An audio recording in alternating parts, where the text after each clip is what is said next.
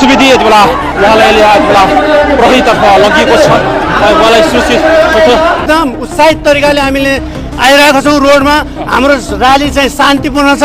पुलिससँग धरपकड गर्ने पुलिसले न्यू खोजिरहेछ, तैपनि हाम्रा राजावादी साथीहरू चाहिँ एकदम समयमा भएर बसिराख्नु भएको छ। दिनदिनै बढ्दै जाँदाखेरि यो बालुवाटार यो सिंहदरबार केही पनि बाँकी रहँदैन र जनताले सबै घेरेर उहाँहरूलाई बाहिर निकाल्ने दिन नहोस् म चेतावनी दिन चाहन्छु। डराउनु भयो कि अझै संयम हुनुभयो? हामी डराएको होइन, संयमित भएको।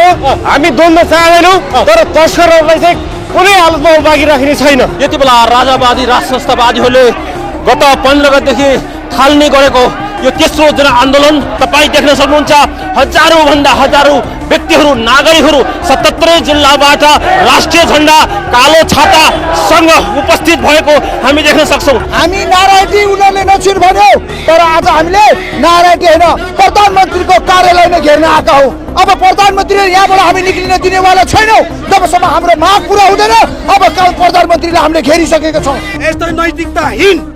यस्तो नैतिकताहीन व्यक्तिहरू ठाउँमा बसिसकेपछि देश चलाएपछि देश ध्वस्त नभए के हुन्छ परिणाम हामीले भोगिरहेछ। सारा नेताहरूलाई लखड्दैछौँ हामी, स्पेसली केपी ओलीदेखि प्रचण्ड र शेरबहादुर देउवालाई नै यो देशबाट लखड्ने हो। यही बालुवाटार भित्रबाट हेलिकप्टर पठाउने हो र यहाँबाट उडाएर बनाउने होइन भने उहाँहरूले अब कारबाही हुन तयार हुनुहोस्। हामी प्रत्येक वर्ष हामी डराएर बस्नुभन्दा हामी एक महिना हामी हामी मर्न तयार छौँ। हाम्रो नेपाल आमाले हाम्रो रगत मागिरहेको छ, हामी तयार छौँ। यो आन्दोलन विशेष गरी नेपाली जनताले नेपालमा परिवर्तन गरेर नेपाली भएर बाँच्नको लागि गरेको आन्दोलनले गर्दाखेरि यहाँ काठमाडौँ बालुवाटारमा मात्रै नभएर देशको विभिन्न कुनामा अहिले आन्दोलन जागिसकेको अवस्था छ। त्यसले गर्दाखेरि अहिले हामीहरू बालुवाटार नजिकै छौँ र अहिले हाम्रो आवाजहरू अहिलेको सरकारले सुनिरहेछ भने यो सबै नाटक बन्द गरेर अब चाँडोभन्दा चाँडो नेपालमा, किनभने यो नेपाली जनताको माग हो, यो कुनै व्यक्तिगत सङ्घ सङ्गठन पार्टीको होइन, सारा नेपाली जनताको माग भएको कारणले गर्दाखेरि अब राज संस्था स्थापनाको लागि उहाँहरू तयार हुनुपर्छ, नभए नेपाली जनताले देशबाट लग्छ। आज हामीले सुरु गरिसकेका छौँ। बालुवाटारको गेट भेट्न हामी आइसकेका छौँ। अब म प्रत्येक भन्छु, यो फेरि पनि भन्न चाहन्छु, हे नेपाली दाजुभाइ दिदीबहिनीहरू, सत्याग्रहबाट सबै कुरा समझदारी छ। हामीले गोली गट्टा सडकमा आगो बाल्नेदेखि लिएर हिंसक बनिरहनु पर्दैन। 10 लाख नेपाली सडकमा उभिदिने हो भने यो गणतन्त्र 1 मिनटमै ढल्छ। सरकारले त तपाईँलाई नटेरेको जस्तो देखिन्छ। सरकारै होइन, सरकार भएदेखि जनताको बारेमा सोध्नु पर्दैन। अब प्रदर्शन नगर्ने भने तपाईँलाई निषेधाज्ञा जारी गरेको छ जिल्ला प्रशासन कार्यालयले, तपाईँले नमान्ने? अनि त्यसको बाउको बिर्ता हो र यो नेपाली जनताको रगतमा खाएर नेपाली जनतालाई त्यसले हुकुम चलाउन पाउँछ भने अब काठमाडौँवासी उर्लियो कहिलेसम्म उर्लिन्छ काठमाडौँ? जबसम्म देश र राजाको धर्मको हाम्रो रक्षा हुँदैन तबसम्म यो धर्म युद्ध कहिले पनि रोकिँदैन। भने अब कति दिन लाग्यो त राष्ट्र संस्था प्रोत्साहन हुनको लागि? नेपाली जनताको हातमा छ, त्यो नेपाली जनताको हातमा छ। नेपाली जनता प्रत्येकलाई थाहा छ। अब चाँडै नै यिनीहरू राजालाई अब हामीले स्वागत गर्नुपर्छ र 7 दलसँग राजाको 63 साल वैशाख 11 गते जुन 5 बुँदे सम्झौता भएको थियो, जसका बारेमा हामीले अहिले व्यापक रूपमा 8-10 वर्षबाट बोलिराखेका छौँ। यो सम्झौताका बारेमा अब महाराजले पनि खोल्नुपर्छ र दलहरू पनि इमान्दारीपूर्वक फर्केर कोर्स करेक्सन गर्नुपर्छ। धेरै मित्रहरूले नवीन समझदारी भन्नुहुन्छ, हामी के भन्छौँ भने नवीन समझदारी होइन, गरिएको समझदारी पालन गरौँ भनेर दलको नेतृत्वलाई र अहिलेका वर्तमान प्रधानमन्त्रीलाई हामी आग्रह गरिराखेका छौँ। तपाईँको आन्दोलनलाई राज्यले अलिक नजरअन्दाज गरेको थियो, 2-4 हजार मान्छे आउलान्, यस्तै त हो नि ब्रो भने जस्तै यिनीहरू आउँछन् जान्छन् जस्तो किनले नजरअन्दाज गरिएको थियो। 3 दिनको यो आन्दोलनलाई तपाईँले कसरी चाहिँ हेर्नु भएको छ? हेर्नुहोस्, यो आन्दोलनमा के छ भने अभूतपूर्व जनसमर्थन छ। नागरिक विद्रोहको लागि के चुक्कुल खोलेर सडक पाउनको लागि नागरिक तयार छन्। अहिले पनि यो आन्दोलनलाई दबाउने प्रयत्न यदि सरकारले गर्यो, त्यो दृश्यता गर्यो भने सारा मुलुक आन्दोलित छ र त्यो मुलुक सडकमा आउँछ, त्यसले द्वन्द्व निम्त्याउँछ र बङ्गलादेशको भन्दा पृथक हुँदैन।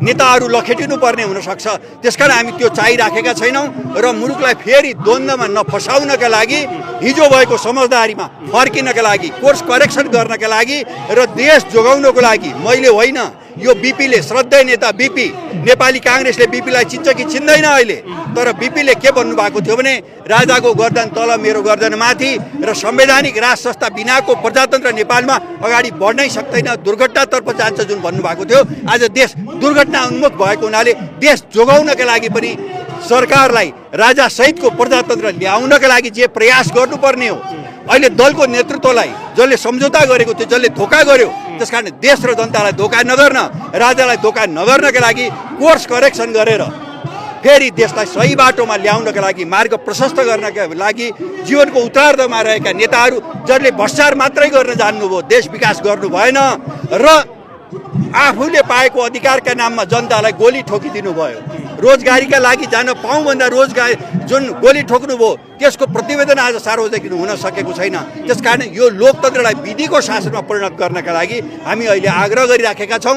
जनताले जे बोलिराखेको छ त्यही कुरालाई हामीले जस्ताका तस्तै तपाईँहरूको मिडिया मार्फत अहिले हामीले बोलिराखेका छौँ। अब यो अहिलेको राज संस्था पुनर्स्थापना हिन्दू अधिराज्य कायम गर्नुपर्छ भन्ने एउटा बटम लाइनको व्यक्ति हाम्रो पर्साई रमेश के अरे दुर्गा पर्साई हुनुहुन्छ। अहिले उहाँ चाहिँ भित्र कस्टडीमा हुनुहुन्छ।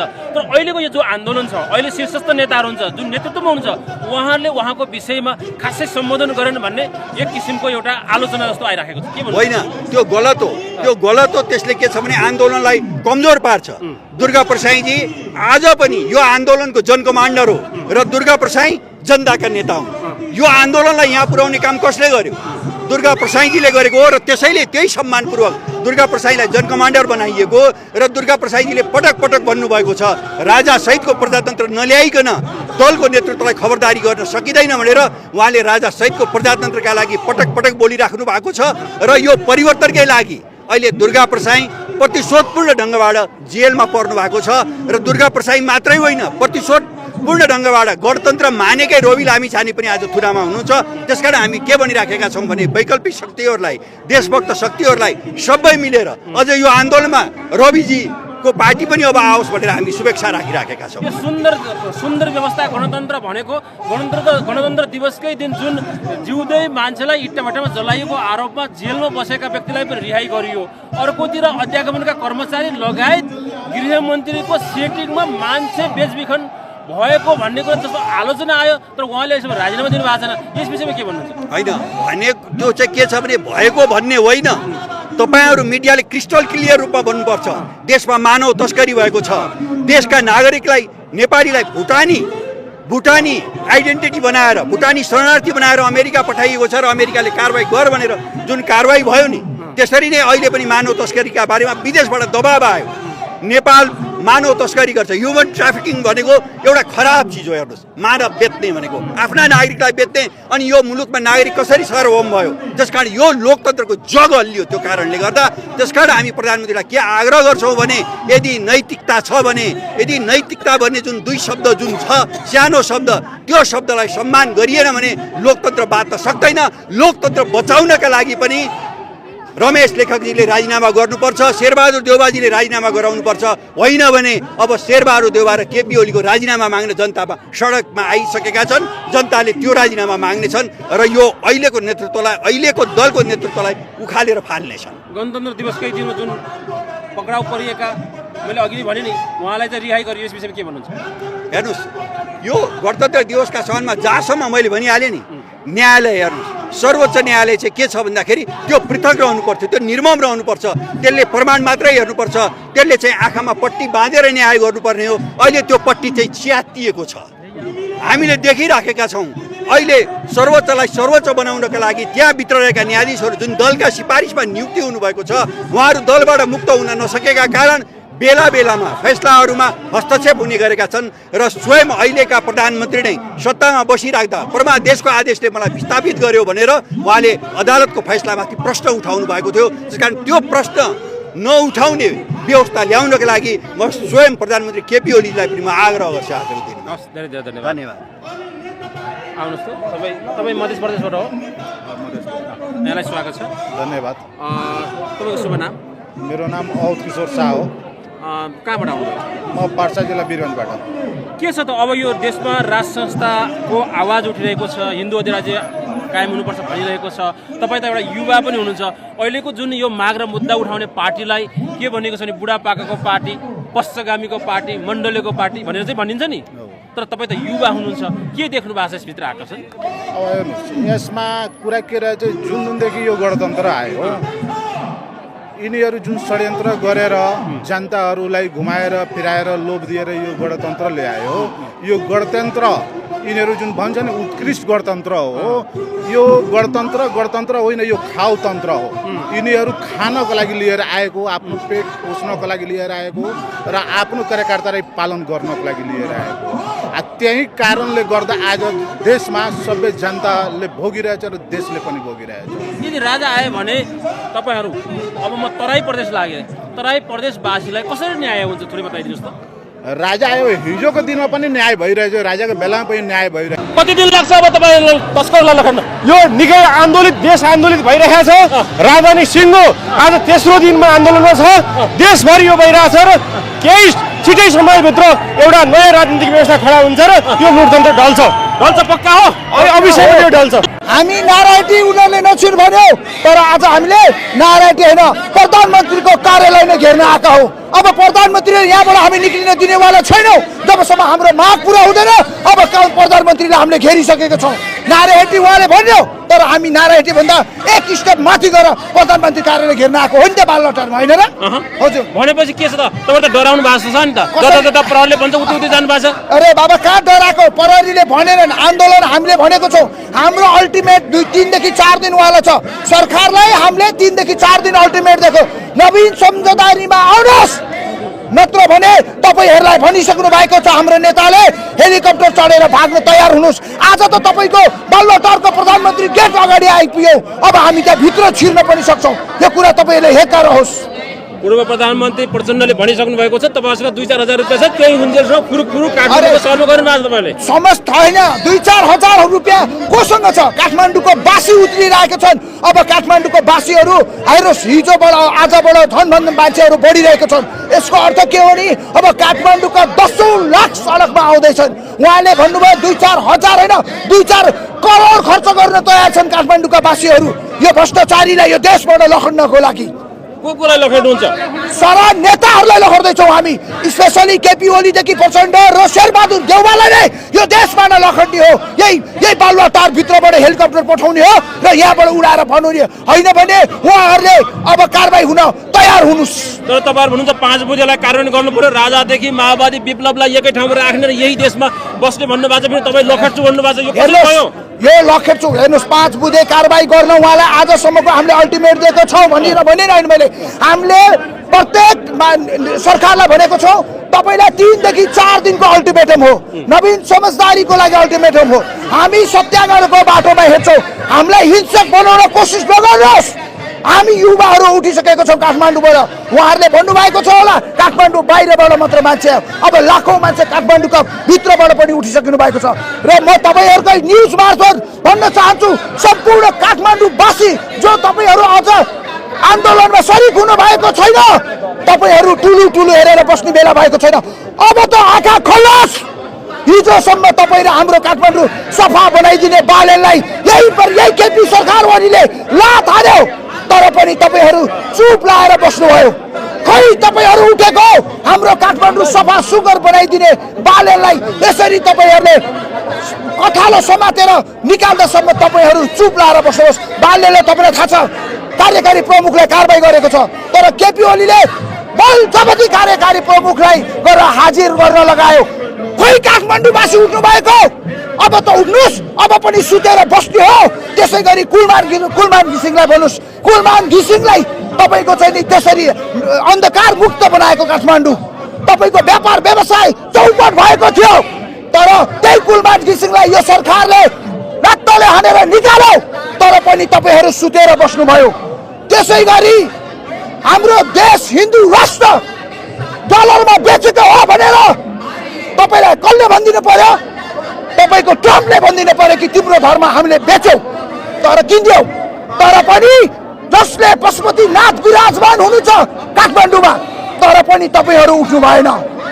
त्यसै गरी श्रीपाद महाराज धीराज ज्ञानेन्द्र वीरबक्सम सरदेवलाई यही काठमाडौँवासीले उठेर हामीलाई त्यो पार्टीका नेताहरूले हामीलाई ती पार्टीका नेताहरूले विभिन्न भ्रममा पारेर हामीलाई यो राजाप्रति भ्रम फैलाएर तपाईँहरू सबै उठेको थियो यो राजा ज्ञानेन्द्रलाई सत्ताच्युत गर्न। तर त्यसवखत ज्ञानेन्द्र सरकारले मेरो जनता मर्नुहुन्न, भनेर सर्लक्क सत्ता जनताको नाचो जनताले सुम्पिदिनु भयो। त्यति मात्र होइन, त्यस बखत राजा ज्ञानेन्द्रलाई इन्डियाले भनेको थियो तिमीलाई सत्ता चाहिन्छ भने हामीसँग सम्झौता गर, तिमी भुटानको मोडालिटीमा बस्न तयार छौ भने हामी तिम्रो सत्ता जोगाइदिन्छौँ भन्नुभएको थियो ज्ञानेन्द्र सरकारले। त्यस बखत पनि राजा ज्ञानेन्द्रले न त मेरा जिजु बुवाले तिमीहरूको अगाडि घुँडा टेके, न मेरा बाउले घुँडा टेके, न मेरा दाई वीरेन्द्र सरकारले तिमीहरूको अगाडि घुँडा टेके। म किन घुँडा टेक्ने, तर तिमीहरूको अगाडि घुँडा टेकेर मेरो 270 वर्षको इतिहास बदलाउनु भन्दा म मेरै जनताको अगाडि घुँडा टेक्छु भनेर सर्लक्क लाएर आफ्नो सन्तति नासो जनताको नासो जनताले फुसाइदिनु भयो। के अब काठमाडौँवासीले राजा ज्ञानेन्द्रलाई न्याय दिने बेला भएन? के हाम्रो हिन्दू राष्ट्र संघीयता यिनीहरूले डलरमा बेचेको थाहा पाउँदा पाउँदै पनि के अब पनि उठ्ने बेला भएन? अब त उठ्नुहोस्, अब पनि उठ्नु भएन भने तपाईँका भावी सन्ततिहरूले तपाईँलाई सराप्नेछन्। तपाईँका सन्ततिहरूको आँसु लाग्नेछ कि लाखौँ नेपालीहरूलाई भिजिट भिसामा हाम्रै आँगन काठमाडौँ हो नि त एयरपोर्ट होइन, त्यही आँगनमा लाख नेपाली जनताहरूलाई ठग्यो भिजिट भिसाको काण्डमा। त्यही पनि तपाईँहरू चुबो लाएर बस्नु भएको छ। ती जनताहरूको आँसुले सराप्ने छ। हे काठमाडौँवासीहरू अब उठ्नुहोस्। तर तपाईँले भन्ठान्नु भएको होला कि यो कुन चाहिँ केटा आयो काठमाडौँ बाहिरबाट, म यही काठमाडौँको बासिन्दा हो, मेरो घर त्यही एयरपोर्ट नजिक छ। मलाई आज त्यो नेपाली दाजुभाइहरूको दुरु रोएको फोटो मेरो आँखामा आएर म आएको हो। यो देशमा राज संस्थालाई न्याय दिनुपर्छ, नत्र भने मेरो सन्ततिले सलाप्छन् भनेर म आएको। म हिन्दू हो, मेरो घर अगाडि हिन्दू राष्ट्रको मन्दिर छ, पशुपतिनाथको मन्दिर छ। यो देशलाई हिन्दू राष्ट्र बनाउनु पर्छ भनेर म यो आन्दोलन हुमेको। त्यही भएर मलाई मर्न डर छैन। अब काठमाडौँ पुरै घेरेर तपाईँहरूलाई यहाँबाट भाग्ने मौका पनि नपाउन सक्नुहुन्छ। अब तपाईँ हिन्दू आएर हिन्दू राज्य भन्नुहुन्छ, अन्य धर्म मान्ने पनि त यहाँ छन्, उनीहरूलाई अन्याय हुँदैन? तपाईँको संसारमा कुनै यस्तो देश छ हिन्दू राष्ट्र हिन्दू सम्राटको अगाडि मुस्लिमको मन्दिर छ? राजा वीरेन्द्र ज्ञानेन्द्रले हिजो उठ्ने बित्तिकै मुस्लिमको मन्दिर त्यो ढोक्नुहुन्थ्यो। हाम्रो अगाडि दरबार अगाडि मुस्लिम मन्दिर छ। हामी हिन्दू राष्ट्रमा आएका छौँ किनकि यो हाम्रो पुरातन सभ्यता हो। हाम्रो यो देशमा 90 देखि 95% ओमकारले भरिएको हाम्रो परिवारहरू भएको हुनाले हुन्छ। तर यो देशमा जति मुस्लिम क्रिस्चियनहरू कुनै देशमा पनि सेफ छैनन्। तपाईँहरूले देख्नु भएको छ क्रिस्चियनलाई यो देशमा कति माया गरेर राखिदिएको थियो हामीले। हिजोको दिन मुस्लिमहरूलाई सरकारले पैसा दिएर हज गर्न पठाउँछ अनि तपाईँ भन्नुहुन्छ हामीले हिन्दू राष्ट्र मान्यमा हामीले अरू धर्मप्रति अन्याय गर्छौँ। कुन देशलाई गर्यो? हिजो वीरेन्द्र सरकारले नै सुरु गर्नु भएको थियो कि प्रत्येक मुस्लिमहरूलाई वर्षको 200-300 मुस्लिमहरूलाई हज गर्न सरकारले पैसा दिएर पठाउँथ्यो। त्यो कुरा सबै मुस्लिमहरूले बुझेको छन्। अब आज 3 दिन भइसक्यो, तपाईँको 5 दिने अल्टिमेटम छ। हाम्रो 5 दिन हुन्छ, हामी 2 दिन पर्खिँदैनौँ। आज हामीले सुरु गरिसकेका छौँ। बालुवाटारको गेटमा हामी आइसकेका छौँ। अब म प्रत्येक भन्छु, यो फेरि पनि भन्न चाहन्छु, हे नेपाली दाजुभाइ दिदी बहिनीहरू, सत्याग्रहबाट सबै कुरा समझदारी छ। हामीले गोली गट्टा सडकमा आगो बाल्नेदेखि लिएर हिंसक बनिरहनु पर्दैन। 10 लाख नेपाली सडकमा उभिदिने हो भने यो गणतन्त्र 1 मिनटमै ढल्छ। हस्, धन्यवाद, थ्याङ्क यू सो मच। यो आन्दोलन विशेष गरी नेपाली जनताले नेपालमा परिवर्तन गरेर नेपाली भएर बाँच्नको लागि गरेको आन्दोलनले गर्दाखेरि यहाँ काठमाडौँ बालुवाटारमा मात्रै नभएर देशको विभिन्न कुनामा अहिले आन्दोलन जागिसकेको अवस्था छ। त्यसले गर्दाखेरि अहिले हामीहरू बालुवाटार नजिकै छौँ र अहिले हाम्रो आवाजहरू अहिलेको सरकारले सुनिरहेछ भने यो सबै नाटक बन्द गरेर अब चाँडोभन्दा चाँडो नेपालमा, किनभने यो नेपाली जनताको माग हो, यो कुनै व्यक्तिगत सङ्घ सङ्गठन पार्टीको होइन, सारा नेपाली जनताको माग भएको कारणले गर्दाखेरि अब राज संस्था स्थापनाको लागि उहाँहरू तयार हुनुपर्छ। नभए नेपाली जनताले देशबाट लग्छन्। राज्यले त तपाईँलाई धरपकड पनि गर्ने, गिरफ्तार गर्ने पनि गरिरहेछ होइन? हजुरलाई पनि गर्यो होइन, गिरफ्तार हुनुभयो। तपाईँलाई त फेरि बाहिर नआउने पनि भने होला, के छ? यस्तो छ, जो इमान्दार व्यक्ति हुन्छ, जो सत्यमा अडिक हुन्छ, जस्तो म पनि 14 दिन हिरासतमा बसेर आएँ। जब तपाईँ सत्य हुनुहुन्छ भने संसारको कुनै पनि तागतले हलाउन सक्दैन। हिरासत लाने ल्याउने काम आफ्नो जारी छ उनीहरूको। तर हाम्रो अभियान भनेको देशभक्ति भएको कारणले गर्दाखेरि कहिलेकाहीँ के हुन्छ भने जब राज्यले आतङ्क गर्छ त्यसलाई कानुनले नियन्त्रण गर्नुपर्छ। यदि कानुन पनि चल्दैन भने नेपाली जनताले नियन्त्रण गर्ने समय आउँछ। त्यसले गर्दाखेरि उहाँ सचेत हुनुपर्छ, उहाँहरू सचेत हुनुपर्छ। किनभने यो कुनै व्यक्तिको कार्यक्रमै होइन, यो सारा नेपाली जनताको कार्यक्रम भएको कारणले गर्दाखेरि हाम्रो चाहना यो देशमा हिंसा हुनु हुँदैन। किनभने हामीहरू एउटा देशभक्त भएको कारणले गर्दाखेरि कुनै पनि हिंसा हामीहरू चाहँदैनौँ। एउटा नेपालीले नेपालीलाई मारेर ल्याउने परिवर्तन होइन यो, तर नेपाली जनता उठेर व्यवस्थापन परिवर्तन गर्ने परिवर्तन भएको कारणले गर्दाखेरि अब सबैजना सचेत हुनुपर्छ। सरकारले हिजो तपाईहरुलाई सिंहदरबारको वरपर कुनै पनि प्रदर्शन नगर्ने भनेर गृह प्रशासन यो नालायक सरकार, यो नालायक तपाईलाई होइन, यो नालायक सरकार, यो घुस जस्तो डङडङती गनाइरहेको गणतन्त्र हो। यो गणतन्त्रको सरकार हल्लिसकेको छ। ऊ आफै पनि इज्जत छैन, ऊ आफै पनि इमान्दारीमा छैन, ऊ आफै पनि नैतिकतामा छैन। किनभने अफ्ताब आलम जस्तो मान्छेलाई चाहिँ जो इट्टा भट्टामा मान्छे मारे ऊ त्यस्तो मान्छेलाई रिहा गर्यो। अहिलेको राष्ट्रपतिको 1 अरब 69 करोड उसको चाहिँ निकाल्यो, पैसा निकाल्यो, तलब भत्ता निकाल्यो।